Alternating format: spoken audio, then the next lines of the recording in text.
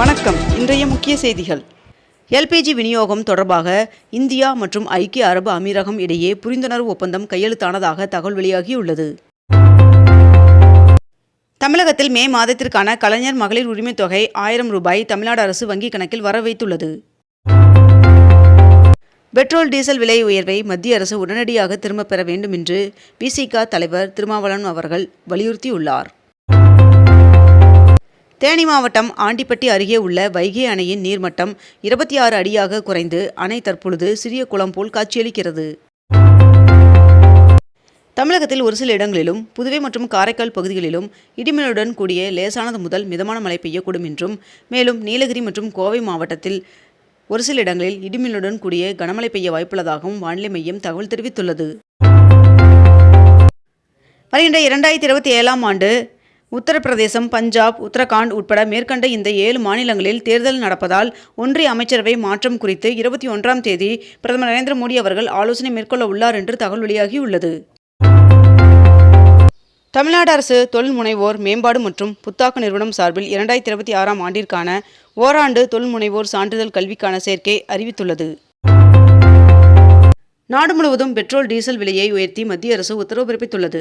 அதன்படி பெட்ரோல் லிட்டருக்கு 3 ரூபாய் 14 பைசா உயர்த்தி 1 லிட்டர் 103 ரூபாய் 98 பைசாவாகவும், டீசல் லிட்டருக்கு 3 ரூபாய் 11 பைசா உயர்த்தி 1 லிட்டர் டீசல் 95 ரூபாய் 25 பைசாவாகவும் விலை நிர்ணயம் செய்யப்பட்டுள்ளது.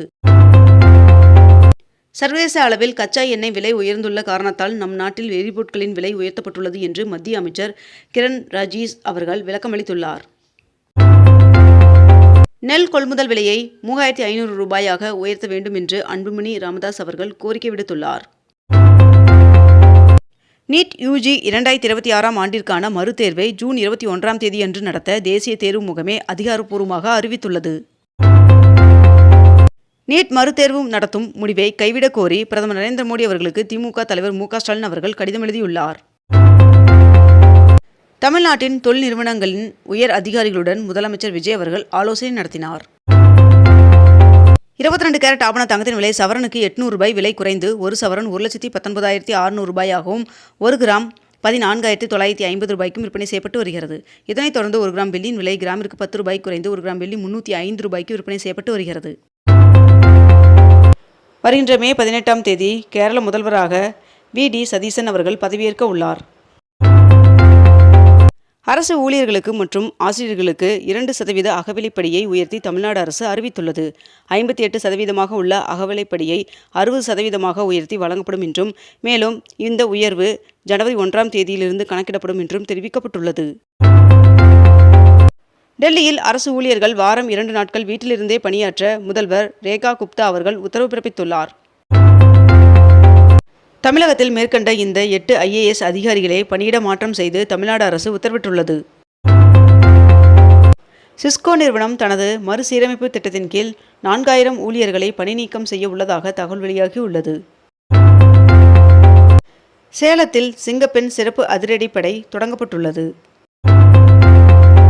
2026ஆம் நிதியாண்டில் 26,800 கோடி ரூபாய் நஷ்டத்தை பதிவு செய்தது ஏர் இந்தியா.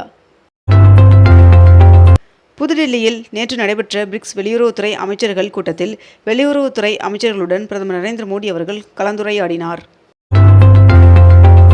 பருத்திக்கான இறக்குமதி வரியை ரத்து செய்ய கோரி பிரதமர் நரேந்திர மோடி அவர்களுக்கு முதலமைச்சர் விஜய் அவர்கள் கடிதம் எழுதியுள்ளார். கேரளாவில் பெட்ரோல் டீசல் விற்பனைக்கு புதிய கட்டுப்பாடுகள் அறிவிக்கப்பட்டுள்ளது. நாடு முழுவதும் 3ஆம் கட்டமாக 16 மாநிலங்கள் மற்றும் 3 யூனியன் பிரதேசங்களில் SIR பணி மேற்கொள்ளப்பட இருக்கிறது என்றும், அதற்கான உத்தரவை தேர்தல் ஆணையம் பிறப்பித்துள்ளதென்றும் தெரிவிக்கப்பட்டுள்ளது. கர்நாடகாவில் உள்ள பள்ளி மற்றும் கல்லூரிகளில் இஸ்லாமிய மாணவிகள் ஹிஜாப் அணியலாம் என்று கர்நாடக அரசு உத்தரவிட்டுள்ளது. தமிழகத்தில் 12ஆம் வகுப்பு பொதுத் தேர்வில் தேர்ச்சி பெறாத மாணவர்கள் வருகின்ற 18ஆம் தேதி முதல் 30ஆம் தேதி வரை மேல்நிலை துணைத் தேர்விற்கு விண்ணப்பிக்கலாம் என்று தெரிவிக்கப்பட்டுள்ளது. திருச்சி கிழக்கு தொகுதியை முதலமைச்சர் விஜய் அவர்கள் ராஜினாமா செய்ததை தொடர்ந்து திருச்சி கிழக்கு தொகுதி காலியாக உள்ளதாக அறிவிக்கப்பட்டுள்ளது.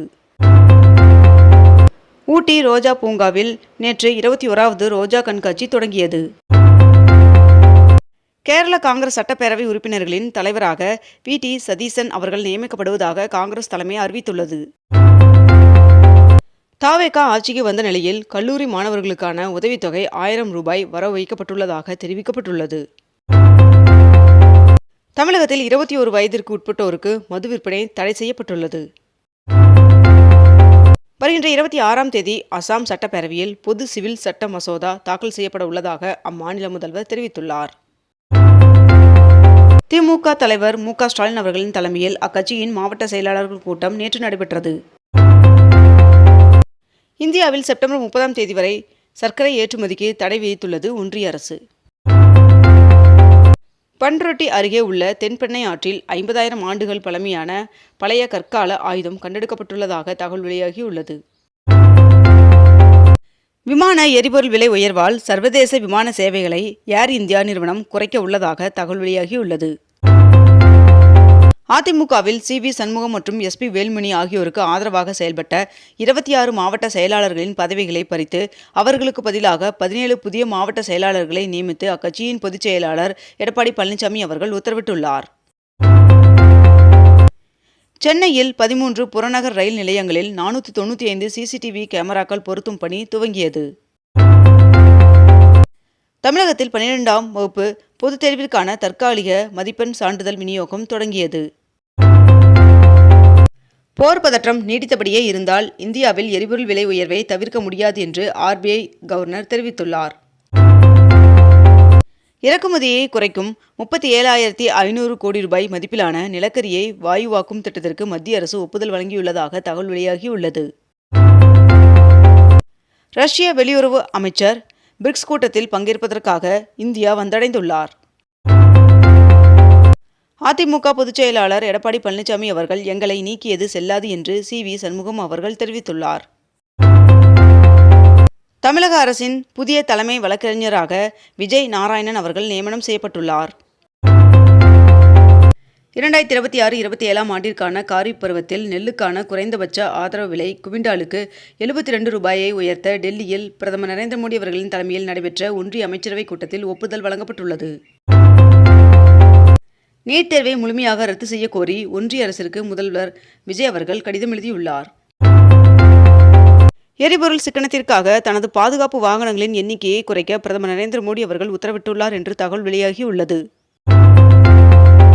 சபரிமலை ஐயப்பன் சுவாமி கோவில் இன்று முதல் 19ஆம் தேதி வரை 5 நாட்களுக்கு சிறப்பு பூஜை நடைபெற உள்ளதாக தெரிவிக்கப்பட்டுள்ளது. இத்துடன் இன்றைய தலைப்புச் செய்திகள் நிறைவடைகின்றன. மேலும் இதுபோன்ற அண்மை தகவல்களை உடனுக்குடன் தெரிந்து கொள்ள அக்னிபூ சேனலை சப்ஸ்கிரைப் செய்து கொண்டு தொடர்ந்து இணைந்திருங்கள். நன்றி, வணக்கம்.